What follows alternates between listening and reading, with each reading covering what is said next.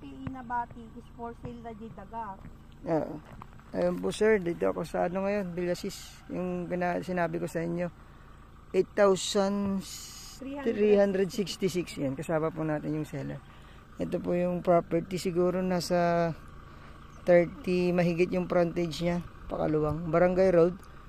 Ayan, kitang kita po sir yung ano, bypass ng Villasis. Ayan, pag tiniretso yan, mga 1 kilometro daw sabi ni ma'am, 1.5 kilometers. Pero sabihin natin pag sinunod natin tong Barangay Road, mga more or less 2 kilometro, ano ma'am? Lapit lamang naman. From Tom Topper to mga ano lang, mga 5 minutes. Ano po? 5 minutes, oo, nandito ka na sa property. So napakalapit siya ng town proper ng Villasis, tapos bypass. Tiplex naman, sabihin na nating 5 to 8 minutes. 10, pati traffic.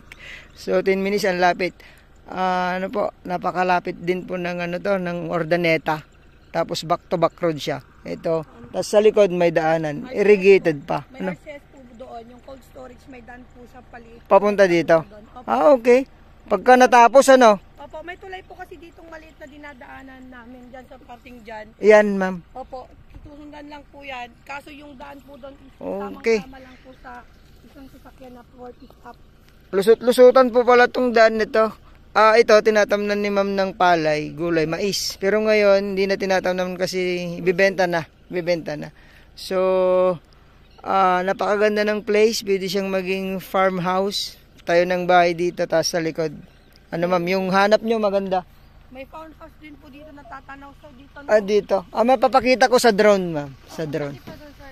Nakita siya. Doon sa ano. Opo, may daan din po kasi dito papunta doon. So, ang gandang investment talaga to sir. Yung hanap mo to. Napakaganda. So, ito. Kay ma'am, yung price mo ma'am?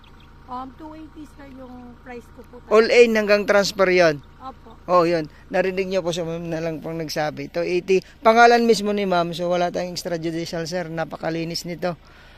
Pwedeng mag-down. No ma'am? Pwede. Pwedeng Yung mag-down. pull out ko lang po sa title, pwede na po siya. Oh, yan. Kasi po, naiano sa bangko, pero magda-down tayo, pang pull out niya yung papel, tapos full payment. Yan. So, napakalinis ng property. Ayun po sir, sana magustuhan niya to. Ang bayan po ng Villasis, 8366 square meter. 30 to 40 meters ata to, 35, napakaluwang. So yun, papaliparan ko ng drone, makikita nyo po yung tiplex nito. Bypass, type bypass, Villasis. Thank you po sir, God bless po.